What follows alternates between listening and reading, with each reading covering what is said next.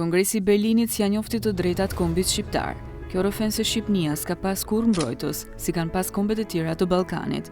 E panjoftmja vjen edhe prej vendit gjeografik tërheqës të Shqipnisë, mbi të cilët përgjithherë fshinjet kanë pas ngulsyt, shkruante Turhan Pasha në një ekspozë të kërkesave shqiptare pas Kongresit të Berlinit, i cili përfundoi punimet më 13 korrik 1878.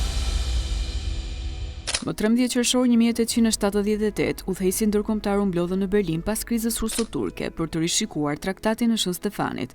Pas nënshkrimit të kësaj marrëveshjeje famkeqe mes Rusisë dhe Turqisë, Shqipërisë nuk ju njoh asnjë drejtë territoriale. Në mbrojtje të trojeve shqiptare, u themelua lidhja shqiptare e Prizrenit. Në tryezën e bisedimeve në Berlin, u legjitimua coptimi i trojeve shqiptare. Plava, Gucia dhe më pas Ulqini ju dhanë Malit të Zi, si dhe u njohën pretendimet serbe mbi Nishin, Pirotin, Toplicën dhe Vranjën, ndërsa Greqia zironte territorin nga Narta deri në kepin e Stilos. Duke mos marrë në konsiderat aspiratat e popujve ballkanik, Kongresi i Berlinit hodhi themelet për krizat e ardhshme në rajon.